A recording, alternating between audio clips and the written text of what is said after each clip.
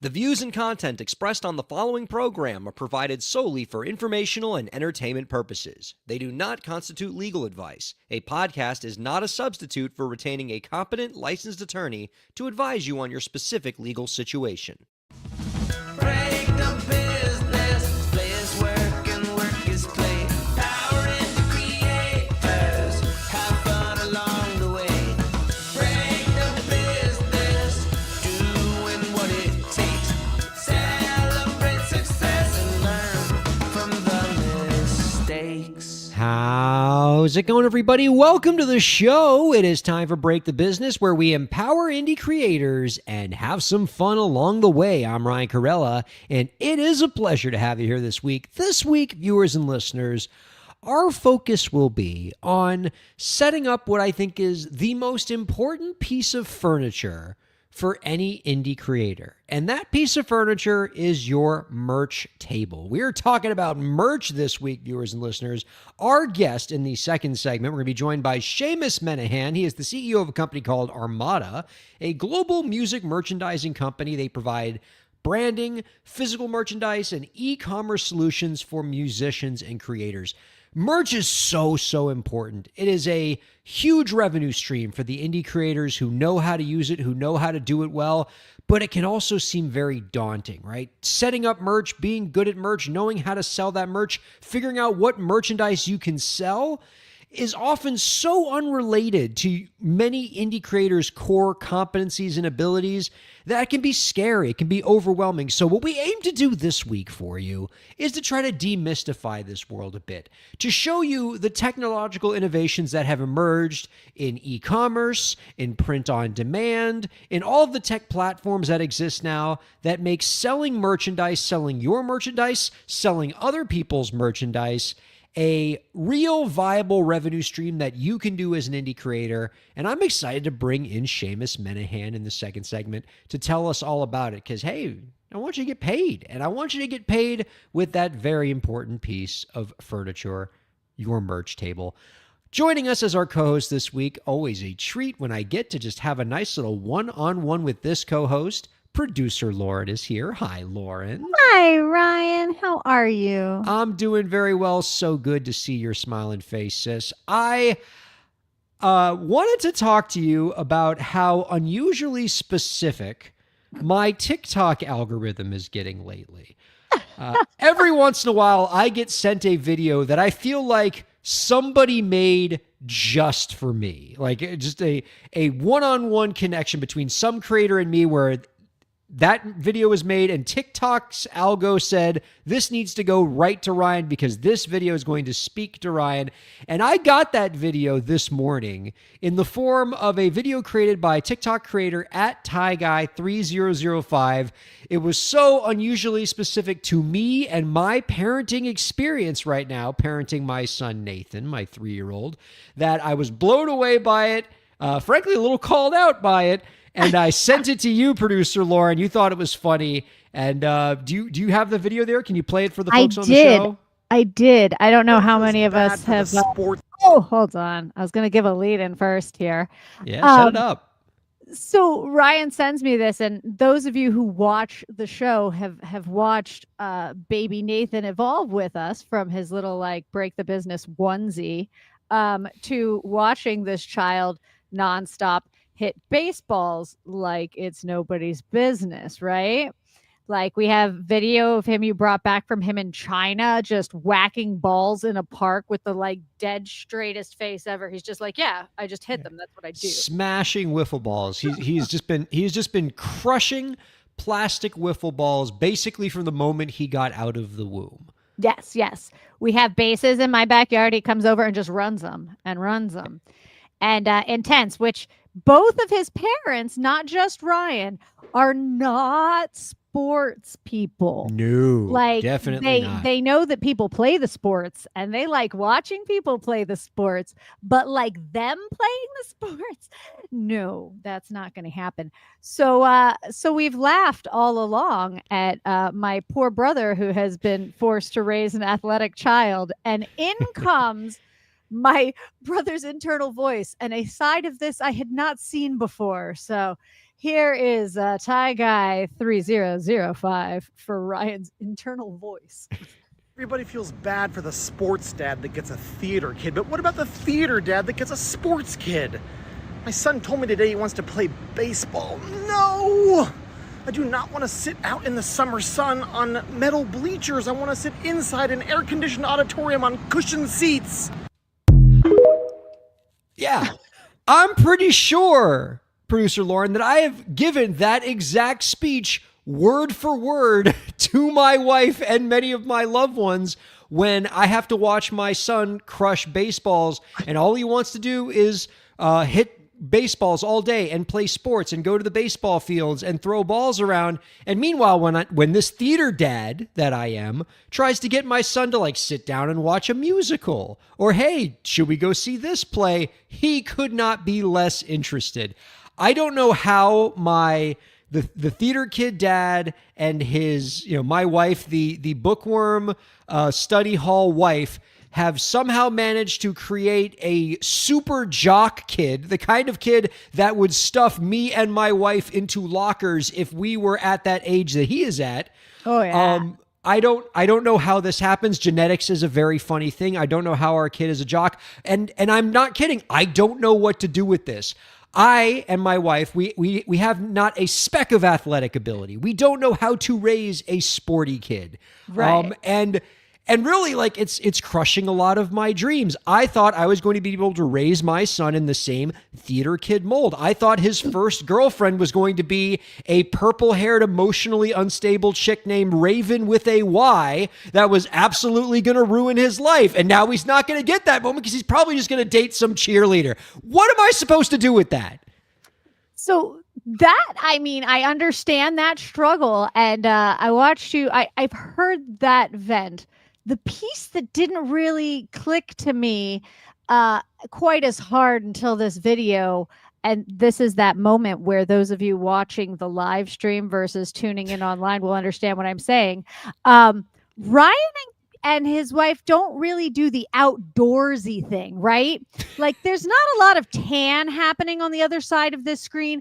There's a lot of not exposed to sun. And so the concept of sitting in the sun all day in Miami, or at least South Florida, let's discuss South Florida sun, versus the air-conditioned auditorium. Like you think so rarely about like how nice it is to have air conditioning in Miami. And I took advantage of that until this rant when I went, you're stuck in the sun instead of the auditorium. I feel for you, sir. And unfortunately, like I'm such a devoted dad. I know I'm going to get roped into being like a damn assistant coach on his T-ball team when he starts T-ball, which of course he's going to be starting in a couple months. And, so I'll be stuck out there like in the hot sun, absolutely melting and being of no help to the former like D2 baseball player that's probably going to be the head coach of this team. When he sees me throw a ball for the first time and is going to think, oh, he must be throwing that with his left hand by accident because there's no way that was a throw with his dominant hand. Yes, it was, because I was the lead in a musical when I was a freshman in high school, and that's how I throw, dude.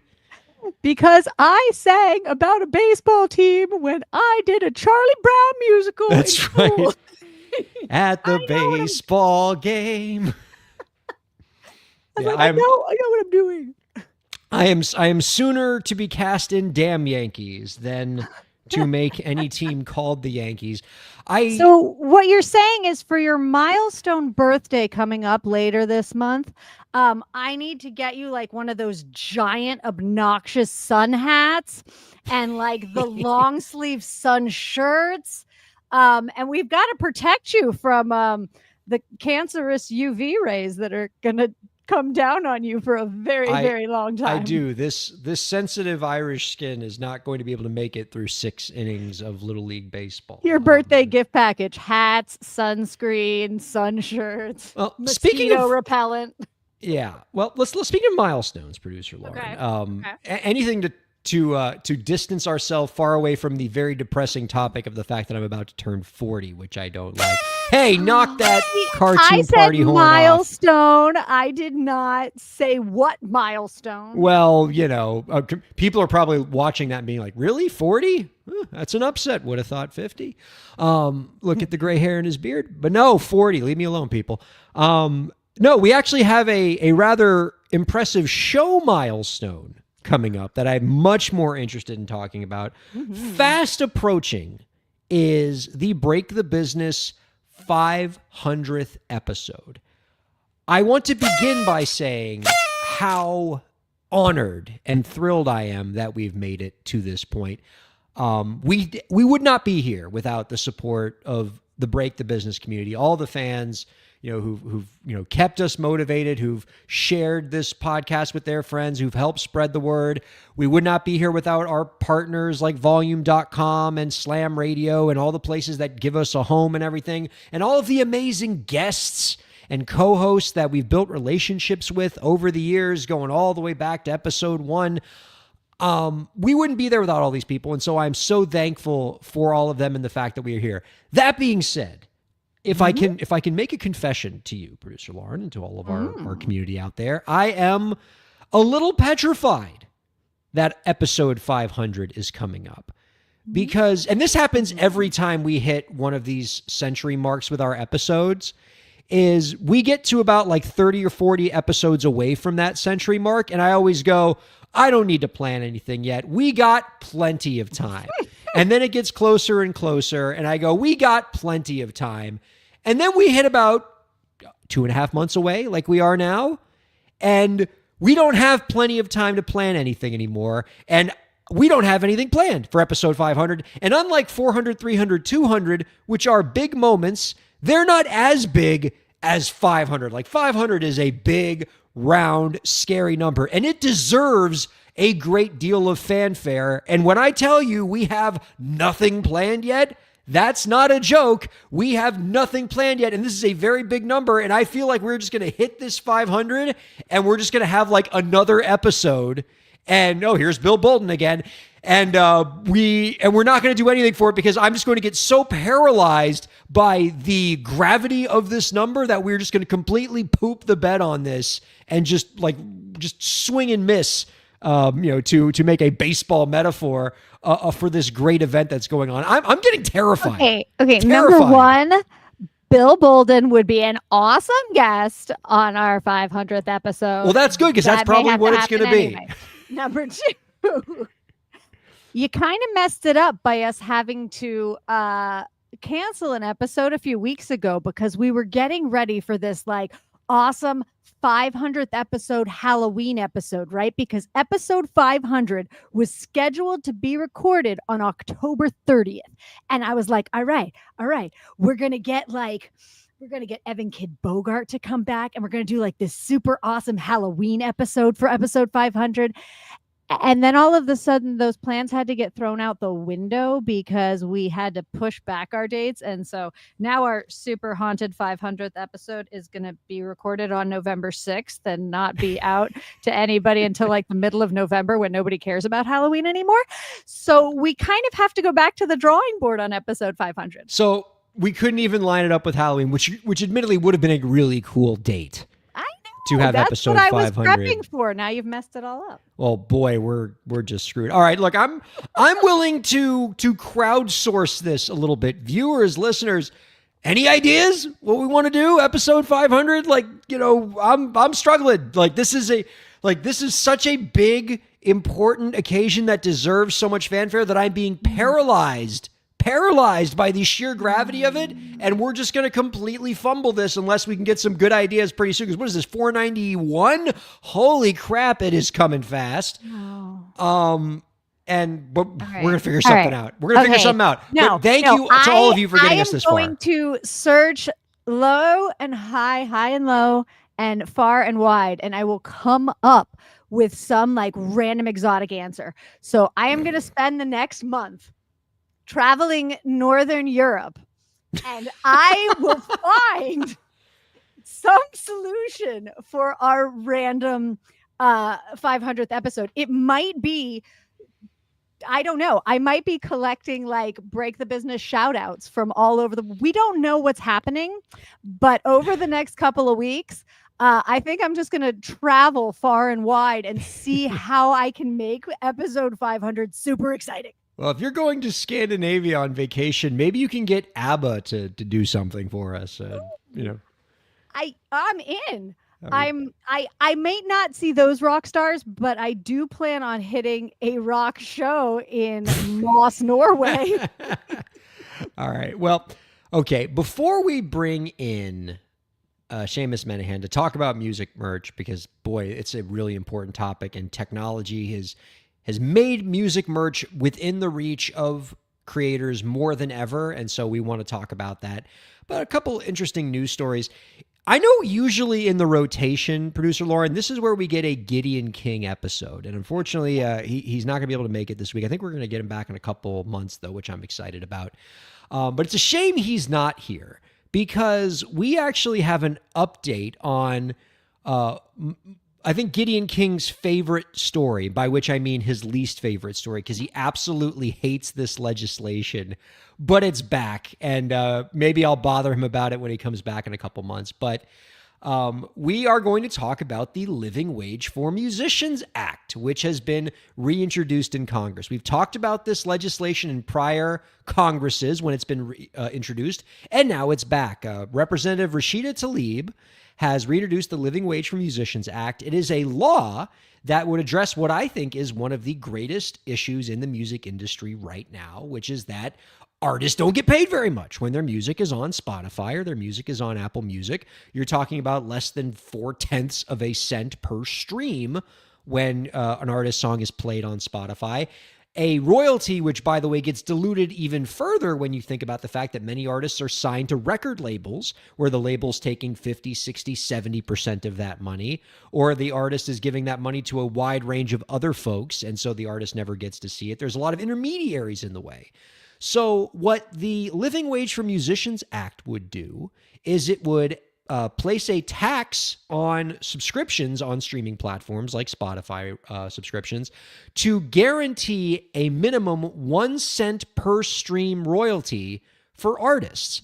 And unlike other Spotify royalties, where that money gets to go through record labels and other intermediaries, under this law, the additional royalties that would be generated go to a separate artist compensation royalty fund that would go straight to the recording artists, the featured artists, and the supporting artists on a record. It doesn't go through the labels or anybody else. It's straight to the artists, in the same way that Sound Exchange works when music is played on satellite radio or things like that. The law has already received some support from the UMAW and the New York City Council and a growing list of co-sponsors. And even though I think this law is unlikely to pass in the current Congress and presidential administration, I'm glad that we're seeing this conversation, because I think a law like this makes a lot of sense. And something that can get that per stream royalty up to 1 cent per stream sounds like it can be pretty fair for artists. Yeah, that's a huge difference. I mean, it doesn't sound like a lot when you're like, oh, it's 1 cent, but like comparatively, that's a huge difference. And my dog, I'm not sure if you hear it, has decided he is coming into the room and is sitting here going, ga, ga, ga, ga, ga, ga. I would let you see him, but he has not made his way in. He's just trying to dig through the door. See, my dog is professionally sleeping at my feet as we speak. Because my dog's been around since like episode 137, and she's a pro at this point. She knows when it's radio time. She is silent, and she's just here keeping my feet warm like a good dog. She goes, "Don't kick me out. Don't kick me out. That's I'll be exactly good. I what she promise. I'll says. be good." She I hates love silence that. in the house, and right now, like, she knows that my wife is resting. She knows that the baby's asleep, and so I'm the only one that's like awake and functioning right now. And so if I kick her out, she's just in a dark house by herself, and so she knows. Don't do it. Yeah. Exactly. Yeah.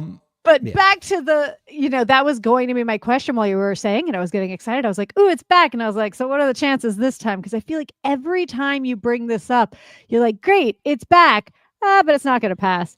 Great. It's going to be talked about. I mean, I know we're talking about it and that's a great thing, but it's not going to pass. And I'm like, do we actually have a chance of it ever passing? Or is it just nice to hear them talking about it? Like, I mean, it is nice to hear them talking about it, but laws like this, and we've seen this a lot with a lot of laws that involve the music industry, it often takes 6 to 7 to 10 Congresses for a law to pick up steam, right? The first time a law gets proposed, it's basically just sponsored by whoever wrote the law. Then you reintroduce it. It picks up some co-sponsors within your party. And then the next Congress, it gets a few more co-sponsors. Then finally, you get like that first politician who reaches across the aisle to make it bipartisan legislation on the sponsorship. And then it's just about waiting. You just keep building that support over Congresses, one Congress at a time. Eventually you get a president who's sympathetic to it, and you get it. Usually, it doesn't pass as a standalone legislation, right? It gets added in as a bargaining chip and it gets stapled into something else, right? For example, the last big piece of pro-musician legislation that got passed was a law that allowed musicians, and this one just passed, allows musicians to fully deduct the cost of their recordings in the year on their taxes that they did the project. So rather than having to spread that expense out over 3 or 4 years like you would under most capital projects, this law would let you deduct it all in the same year. And it took several years of that law getting introduced before it got passed. But it got passed this year because it was attached to the one big beautiful bill. And even though 99% of what's in that bill is horrific, there's one nice thing for musicians in there because it lets them deduct their recordings off their taxes. So I think this could be something similar, as something that finds its way through 6 or 7 Congresses to passing eventually when you get a more sympathetic president. Now, if I'm channeling you could get lucky and it could be an early bargaining chip into something. Maybe we'll get lucky. I hope so. Now, if I'm channeling my Gideon King here, since Gideon's not here to tell us how much he hates this law, Gideon would just say, in his curmudgeonly brilliance, that this is a tax, and taxes hurt business, and by the way, they hurt consumers because every one of us is going to have to pay more every month for Spotify. And it's probably going to look something like $3, $4, $5 more per month on your Spotify subscription to pay for this legislation. It's going to be a substantial tax relative to what you're paying now for Spotify. My response to that, and let me know what you think of this, Lauren, because maybe I'm just coming at this from a point of privilege. If you told me, as somebody who pays whatever it is, I think either $9.99 or $13.99 a month for Apple Music, if you told me right now, Ryan, you have to pay $4 more a month for Apple Music, but I guarantee you that every single one of those $4 will go straight to artists and will not go to Daniel Ek over at Spotify so that he can fund more like AI war machines to destroy the planet, but will actually go to the musicians you love and you care about. Would you go with that? And again, maybe this is my privilege here. I'd say, yeah, I'll do that. If I know it's going to artists, absolutely. Sign me up. See, I can see, yes, in theory, when you put it in front of people that black and white, you go, well, of course, right? But theoretically, I go, well, when you present that to me, it makes perfect sense. I'm willing to pay an extra $5. But then that adds up. And I've said yes to that a whole bunch of times. And it makes perfect logical sense when you tell it to me. But now I have an extra $5 a month on 5 different things. And at the end of the year, I didn't realize what I was spending that extra $25 a month on. And then I started losing track of how many things I was auto paying extra money on. And it does add up when taxes are involved, because it's something that makes the standard cost before any businesses in theory are making their money. So the government gets involved and it's not really money out of the pockets. It's not the big pot being spread out more. It's more of like an excuse almost for the company to not have to break down their profits to people, but rather to be able to increase their price by saying, well, it's not us charging it, it's other people charging it so those people can get paid. Like, do the companies really have to make that much more income to be able to pay the artists that? I don't know, because the law isn't requiring them to pay out a certain amount. They're going to add it on top, right? Yeah. I mean, but this money goes into a fund which pays the artist, and it guarantees the artist that cent per stream. So it's not like the streaming services can go, well, if you're going to get more from this tax, we're just going to pay you less. Like, the law doesn't let them do that. Now, I mean, I think the best example of why I think this can work and why, like, the people aren't going to revolt is that we already do this.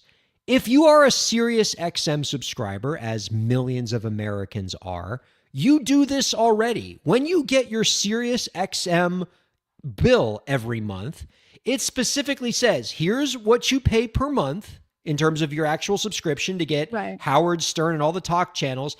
And then over here in this other column to the right is your music fee. And it actually itemizes out the separate amount that you have to pay that goes directly into Sound Exchange, which is Right. the quasi-governmental organization that pays royalties to artists who are featured artists on music that is played on Sirius XM. That is the equivalent to this, right?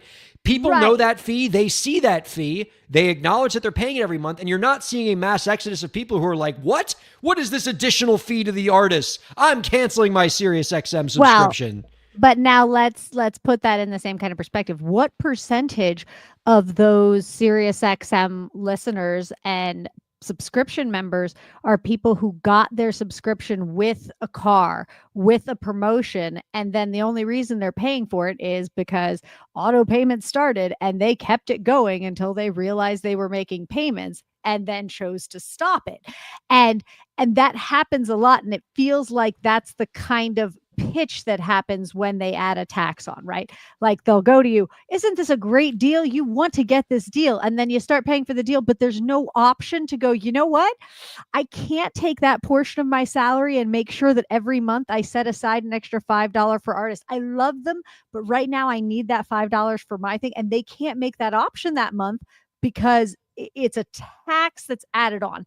And when I say, like, yes, once they itemize what they've added on, yes. But by that theory, you're saying those companies cannot afford to pay the artists a cent a stream, and the law isn't requiring them to pay them out of what they are making a cent a stream. They are giving them the ability to instantly jump their prices up and put on paper that percentage is going to the artist, but they have to add it on. So it's, if that law wasn't in place, they wouldn't be forcing them to make more, right? The law isn't saying that money you're making, you need to make sure at least a penny of every stream goes to the artist. They're saying, we want to make sure the artist makes at least that much. So you big corporate structure, you now have the right to charge a whole bunch more to make sure that happens.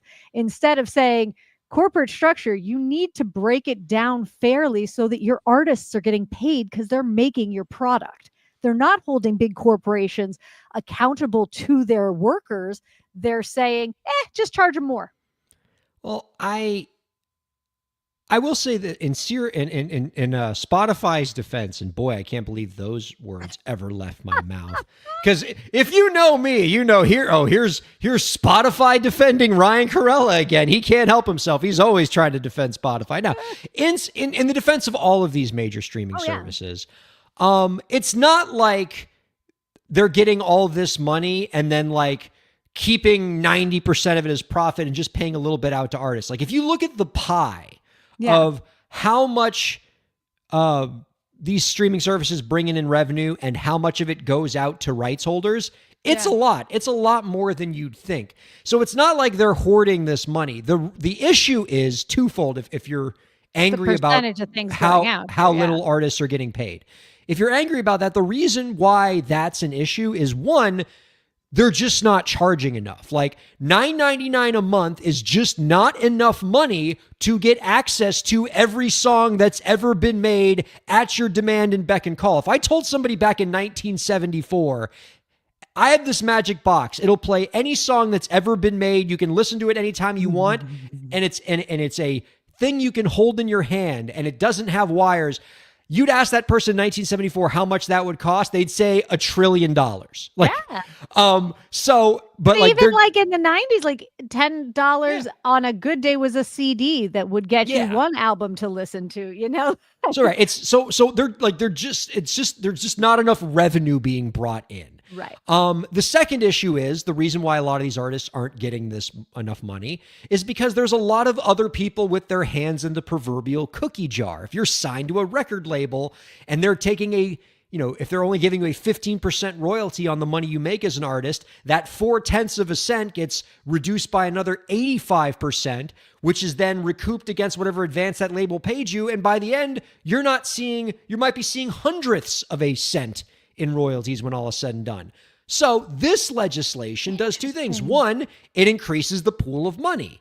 Yeah. And two, it makes sure that a chunk of that pool goes straight to the artist without having to pass through an intermediary. And what it does is it makes a tax, which I get what taxes are, right? It makes our entire community accountable for taking care of artists. It says that everybody who is in taking this is going to, I guess what we're saying is that this is valuable in our culture and in our community. We are going to list it as a tax because everybody who is partaking in this thing needs to acknowledge that money needs to go towards supporting the people making this content because it makes our culture, not necessarily the company, the corporation, the business. This is making our culture. And that's where government and taxes and stuff kind of come in. It's for the better good. We're building streets for everyone. We're building, our government buildings for everyone. We're building our entertainment community and structures to make sure that everybody in our community has access to music and to arts. And that winds up being a tax. And that makes sense, I guess. And I think of all of the people out there who I know who don't like taxes. And the first thing they'll always say is, it's not that I don't like spending. It's not like I don't like paying taxes. It's that I hate that my tax dollars are spent on things that are terrible. I don't want my tax dollars spent on war or, or corporate bailouts or whatever. Okay, fine. How about money? How about your tax dollars, a tiny bit of tax dollars going to musicians? Like, we all love musicians. Like, you don't want to throw a guitar player some extra cash? Like, that sounds pretty cool. Oh, and another thing about this legislation that I think is pretty cool, right? Lest you think that the way this law is designed is it's just going to send all of your money to Ed Sheeran, right? We're just subsidizing Ariana Grande. The way the bill is set up, it caps the amount of money a track can earn up to, is a million streams a month. Anything above that goes into a separate pool within that pool, which is then redistributed amongst all artists using a formula. So a lot of up and coming artists who are struggling and need the money, we get them extra support. So you're actually supporting like needy independent artists with your taxes and not just the rich. Like, I think that's pretty neat. Or even one day governmental support for those artists, and like things like Music Cares and things like that can get funding as part of what comes in from the income from the, I'd love to see them do the, pay whatever. I was gonna say pay per play, but what's the breakdown you like where it's the stream? Oh, user-centric royalties. There we go. User-centric. I'd like to see that in this bill too, because that would be awesome. Well, and look, is this legislation perfect? No, I could review it and find some faults with it and things that I'd want to improve, but it is worth being part of the conversation. And 6, 7, 8 Congresses from now, when this thing actually has a real chance of passing, I want this bill to get to the point where we can make it perfect. So as a music community, I think our job right now is to talk about this legislation, talk about how we can make it better, talk about the things that we don't like and how to improve them so that we can eventually have a piece of legislation that really actually, honest to God, puts money in artists' pocket when you listen to them on Spotify, unlike the crappy system we have now. And write your congressperson a letter. I mean, like, I know that sounds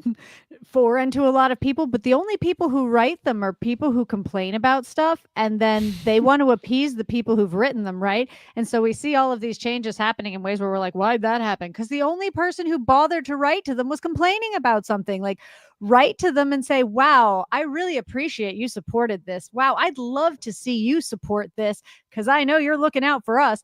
And like, cheer them on, be happy they did something, and write to your congressperson so that they move it to the top of their agenda because they think people care. I love that. Okay. Let's take a break. We're going to be joined by Seamus Menahan here on Break the Business. Don't go anywhere. Keep staying with us. Break the Business is presented in cooperation with Ryan A. Kairalla, PA. Ryan A. Kairalla, PA is a law firm providing transactional entertainment legal services, including contracts, business formation, commercial law, copyright, trademark, and more. Ryan A. Kairalla, PA, Miami, Florida. rkpalaw.com.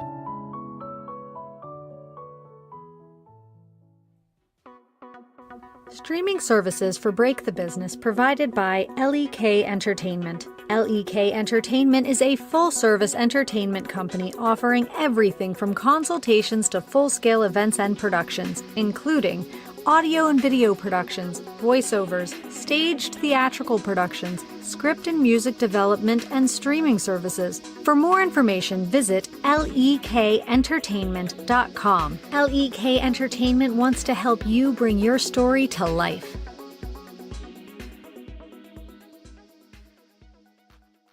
Thanks for supporting Break the Business. If you have a question or topic that you want us to discuss, email us at breakthebusiness@gmail.com. You can follow the host, that's me, on Twitter at Ryan Kair, and you can follow the show at the BTB Podcast. Be sure to subscribe to the show on Twitch, YouTube, and Facebook, and on all major podcast platforms. And now, let's get back to the show. Thanks, me. Welcome back to Break the Business, everybody. Ryan Kairalla here with producer Lauren, and we're having just a grand old time. We got really into the weeds with some good legislation talk. Did not think that we were going to take that the whole segment, but I'm glad we did. It brought me back to my old Senate intern days. That was pretty fun. But it's an important piece of legislation. I'm glad that it is back. I'm glad that it's part of the conversation again. And anything that we can do to continue it being part of the conversation is something I want to do, if for no other reason that I know will really piss off Gideon King, who I do very much miss. I can't wait for him to come back on the show. Let us go ahead, producer Lauren, and bring in our guest this week. He is a musician, merchandiser, and the CEO of Armada, the global music merchandising company that provides branding, physical merchandise, and e-commerce solutions for musicians and creators. You can find out more about our guest's work by visiting SeamusMenahan.com and poweredbyarmada.com. We are happy to welcome Seamus Menahan on to Break the Business. Hey, Seamus. Hi, Ryan. Hi, Lauren. How are you? Good. Doing Glad you're here. So well. Let us set up our merch table here, Seamus. We want to get artists doing e-commerce. We want to get them doing print on demand. We want to help them embrace their inner merchandiser, whether they've been doing this for a long time or whether they are yet to get started and they're afraid about what even step one entails. That's why we have you here, sir. But before we talk about you as a merchandiser and the work that you do with Armada, I want to talk about your life as a musician, because like most of the people who work on the business side of the industry, that's how you got your start, by making music and playing music. And I want to talk about the beginnings of that, which is when you were just 16 years old and you actually left home for the first time to go out on tour, which I think was the exact plot of the movie Almost Famous. What was that experience like, being so damn young, being on the road and leaving home? Of course, it was a lot of fun. I would say, yeah, the correlation to that movie, I've heard it before, but in terms of life experiences and just the excitement of being out of your hometown for the first time and traveling with your best friends, obviously not making a dime, playing to almost zero people every night, but it didn't matter because we were just having the absolute time of our lives. And it was really the most informative and educational experiences that I had like growing up and as a young guy trying to figure out what I wanted to do in life, that certainly paved the way and informed a lot of the ways that I kind of look at the world now were from those formative years traveling and playing music like that. And was there anything in those formative years that sparked the interest in the merchandising side of things that you continue to embrace today? I always had an interest in the industry side of it, and I always thought I would play in bands and I would travel and do the touring thing when I was younger, and hopefully be able to land at a job on the industry side of it, be it management or at a record label or maybe one of the more traditional roles that you see musicians kind of transitioning to once they're done with the road. I think that being in the band and dealing with the merchandise and also coming home from tour and working at screen printing shops, I kind of identified a kind of an open lane that I felt like merchandise could really be somewhat of an untapped market, that really sparked an interest. And instead of going a more traditional industry route, I wanted to try going to something that was maybe a little more, as you put it earlier, maybe a little more mysterious and less known. So that's what led me to trying, instead of a more traditional industry job, going towards the merchandise side of the business.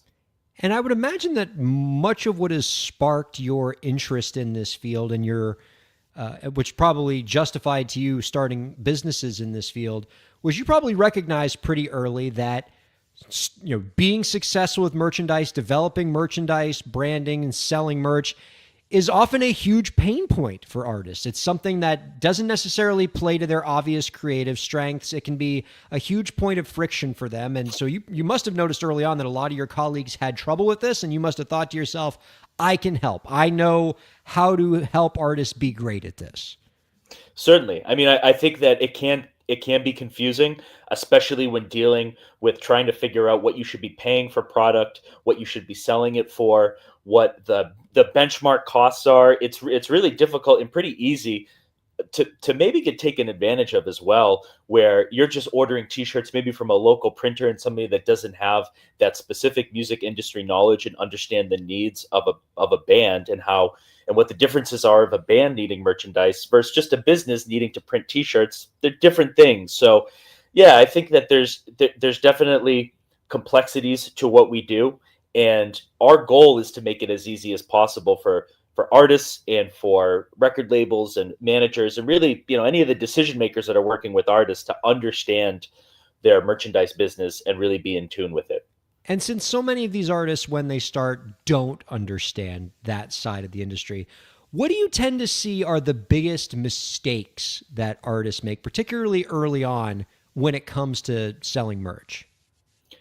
Hands down, the biggest mistake is printing too many items in a merch spread. So I feel like the perfect amount is probably between 5 to 7 for a mid-sized band, 5 to 7 items, 2 t-shirts, a hoodie, a long sleeve, maybe a promotional item like a water bottle or something, or hats. But the biggest mistake I feel like I see is artists that just print way too many designs instead of focusing on a really concise product line and being able to maximize the quantity that they're printing, as opposed to just printing small amounts of like 15 to 20 designs. The merch table ends up looking like a flea market. That's definitely, that's like an early, kind of something that we commonly see, and we always try to gear the artist to having a really concise and impactful product line so that people don't get the decision paralysis, right? Where they go up to the table and they see 20 different designs, they can't pick one. So artists should err on the side of fewer product categories, like you want to be Five Guys burgers and fries as opposed to the flea market as you described. Don't be Cheesecake Factory. Don't be Cheesecake Factory. both great establishments, but I would certainly err to the side of In-N-Out in that scenario where 3 things on the menu, you really can't go wrong. I feel like you really want to make it easy for the fans to be able to go to the merch table and see just a handful of products and really not have too many options. That's my opinion, at least. Yeah. And how would you say merchandising has changed the most for creators in the past, say, 20 years? definitely the impact of being able to build a custom online store, and the ability to utilize platforms or leverage platforms like Shopify to be able to have a great infrastructure for their own custom branded online merch store. And before, it used to be very difficult and cost a ton of money to go build a website from the ground up. But these platforms and the infrastructure that's really like a plug and play infrastructure like Shopify make it very easy for artists to be able to create their own websites and their own merch stores that's really branded specifically to them. So that kind of goes hand in hand with the massive direct to consumer push that I feel like is a big trend in our industry. And artists want to be able to sell directly to their fans, and fans want to be able to feel like they're supporting the artist directly with every single item that they purchase. And the direct to consumer stuff is great because one of the biggest problems that I always found was transporting stuff. So when these sites can ship it out, that's great. But what recommendations do you have? What's the best route for being able to transport stuff? Because you can buy a big wad of t-shirts, but it's a whole other case of travel gear. Right, and that's where we assist on as well, because we really provide all of the logistics for our clients at the end of the day. So if they're going out on the road and they're ordering a ton of t-shirts, we're really guiding them throughout the process to figure out what product should be delivered to what location and what they can travel with, and optimizing the travel logistics for carrying a ton of t-shirts with them night to night. So that's really more geared towards the tour and live event side of our business. Yeah. For the direct to consumer side online, for the e-commerce side, it's just as logistics focused, where we have a big warehouse and we're shipping out thousands of packages a day, making sure that the product is going directly to the customers that are buying from the artist stores that we run. That's great. So you have, I guess, from your experience and things like that, you actually have a good idea of how many shirts you're likely to sell at this 500 seat venue, how many this and that. So you're not kind of ballparking and guessing when they work with you. You're going to help them advise that kind of stuff too. If you've got this many followers and you're at this venue, bring about 100 shirts. If you're going to this venue, I wouldn't bring more than 20. You're not really going to sell a whole bunch there. That kind of stuff. That's a key element of what we provide to artists, is being able to jump in and assist them with the forecasting and the projections. And we take some of the key data points, like how many tickets are sold, what are the capacity of the rooms. Hey, what are you traveling in? Are you in a van? Are you in a bus? Do you have a semi truck following you? Like, we take all of this and put it into a nice concise projection that we work from, and then we assist the artist in getting ahead of all of that information. That way we can try to optimize the product that's being sent out to them. Well, since you And brought how- up the Go ahead. How long do you stay with them? Is that you help them set up and you're gone, or they're with you? You're with them the whole time? It really varies. A lot of the artists will be with them the entire tour, and we'll do everything from sell on the road for them, actually manufacturing the product in-house, doing the designs to start, and kind of ideating on the product lines for the tour. There's a lot of clients that we have that are on our roster that we do everything top to bottom for them. That's great. It's really, really cool. And you've been in this game long enough that that you can provide these kind of personalized full service merchandise solutions for artists. And I think you're only going to be in even more of a position to serve artists' merch needs because of the recent news that you have this new company, Armada, which is actually a merger of your former company, Downright Merchandise, merging with Overcast Merch to create this new super company that's going to be kind of an all-in-one merch solution for artists. You want to tell us a little bit about this merger and what it's going to be able to do for artists? Yeah, absolutely. So both companies, we've been working in a very similar space, dealing and really working with a lot of the similar artists throughout the years, and really positioning ourselves to be able to deal with the mid-level artists that are really on the come up and can really benefit from the additional hands-on support that a mid-level company like ours can offer. Hands-on, an account manager that's always a phone call or an email away. A lot of the artists that we work with really fall into that category, and that was really a strong suit between Overcast and Downright Merch before. And I think that the consolidation really is just us leaning into both of our strengths as businesses before.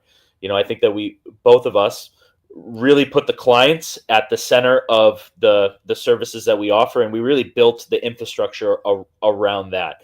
And they invested heavily in the production and the screen printing side of the business, whereas we invested very heavily on the logistics and the e-commerce direct-to-consumer side of the business. So us coming together, I feel like, really is taking our strong suits, putting them together. And I think at the end of the day, that's only going to benefit the artist experience that they have with working with our combined company.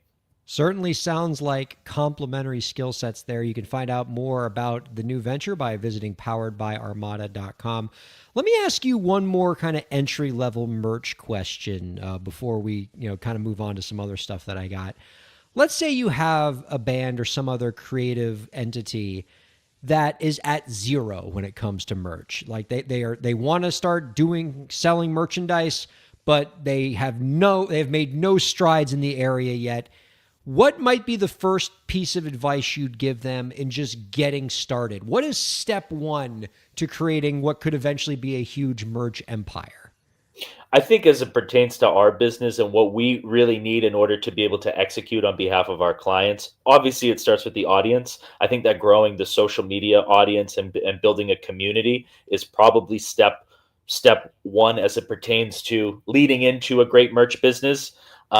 Obviously you got to write great songs and you got to do all of that. But as it pertains to the merch side of it and connecting with fans through memorabilia, which is really what we're providing at the end of the day, I think that a lot of that, the early on work that an artist can do to benefit that is building a social community, really leaning into your Instagram, TikTok, YouTube audience and being able to really make a ecosystem where you can engage and interact directly with your fans, and there's not a barrier between the artist and the fan. And I think that that's a great starting point for being able to layer on a great merch site or a great merch business on top of that audience base. And what's the right way to communicate merch to your audience? Because, I think you could certainly turn off a fan base by just sort of saying, buy my shirts. Here's our e-commerce website. What's the way to try to tell your audience we have this cool merch, it's available, without it feeling like you're selling them, which, may turn off your fans? I mean, we always like to push artists to do lifestyle photo shoots, right? Any sort of content that can be created around a specific product drop. So if we have a new spring line being rolled out for one of the artists, if we can put together some sort of rollout or content strategy around the merchandise rollout, I think that that's a great way to make it a little more personal and a little more organic, so that you're not just posting static graphics of your t-shirts or your merch store on your Instagram page, and that can get very repetitive. So I think that really putting the creative effort into making content around new product drops is a great way to do it. Doing videos directly addressing the audience and talking about it is also really great. Anything that we can push artists to do to engage with their fan base through content and include their merchandise, I feel like that really resonates the most and really does add to more traffic and more excitement around these new product lines that we all put a ton of effort into. No question. That's really, I mean, I love that kind of stuff. I think the artists who excel at kind of creating that organic content where, you feel like you're getting exposed to this product line without feeling it's getting actively sold to you. That's always a good approach. And the artists who are great at it, it's really cool to watch them do it. I've been told, Seamus, that you have a rather impressive record collection. And, always a fan of somebody who is trying to make vinyl a thing as it deserves to be. So I'm a little curious about this. I have a two-part question. One, how many records are we talking about in your collection? And two, what is the silliest record that you have in your collection? I don't want to know what your best record is. Oh, I got it, Dark Side of the Moon, first printing, whatever. Don't care. What's the silliest one? I mean, I would start the silliest one. I somehow ended up with a Monkeys record. I don't know if you. It's like a '60s like Why is that? the I Monkeys. love the monkeys. Hey, hey, we're the monkeys. Yeah, exactly. I have no idea how Yes. it rings a bell. I have no idea how I ended up with that record, but it's in my collection. I wouldn't say an impressive collection. I mean, I just end up with it's somehow throughout the years I've just compiled a bunch of records that now sit on a shelf. I enjoy most nights coming up to my office and putting on a record and just like decompressing. But it would be a stretch to say that it's impressive. I'd have to be honest with that. Look, I'm fine with whatever your answer was because I can't tell you how flattered I was that you thought I was young enough that I didn't know who the Monkees are. And so for that, I thank you. And you have now risen to like the very top of my favorite guests that It we've just ever said had the on this monkeys were program. the weirdest record, and I'm laughing because I swear I have the record for like Jane Fonda's workout. I'm pretty sure I actually have a workout record that's like super offensive. Halfway through, it's like, all right, women, you sit down. The men are gonna do push-ups, and I'm just like losing it. I have some fun ones. Yeah, but like we're cheating because a lot of your records you're probably inheriting from like our boomer ass parents. Hell yes. And like it's not like you went out and found the Jane Fonda Thigh Master workout. Like it came to you. It was passed down. Ones. I definitely found like an old Disney one that was fun. There you go. Yeah. Okay. Sorry. Distraction. Our guest has been Seamus Menahan. You can find out more about our guest's awesome work by visiting SeamusMenahan.com and poweredbyarmada.com. Seamus, this has been a treat. Really enjoyed hearing about this. Thank you for helping us set up our proverbial merch table. We got one last question for you before we head out. Do you have any last tips for the indie creators out there to help them move their careers forward? Yeah, I mean, I'd have to think about that one for a second. I would say consistency and time in the game is the most important thing. Obviously, it can feel like a grind, but I think if you love it and you're passionate about it, it's worth it. And I think that just consistency, showing up every day and continuing to explore your passion, whether it's through music, business, any other sort of creative endeavor, I think that the most important thing is just consistency. And even when you don't feel like it, showing up and sticking to the long plan. That really does make all the difference. You're so right about that. Our thanks to Seamus Menahan. Thanks to producer Lauren. Thanks to producer Abby, who's waiting in the wings, who's going to be taking over for Lauren while she's on vacation next week. And thanks to all of you for checking out Break the Business. Mwah! We love you, and we'll see you next week. Break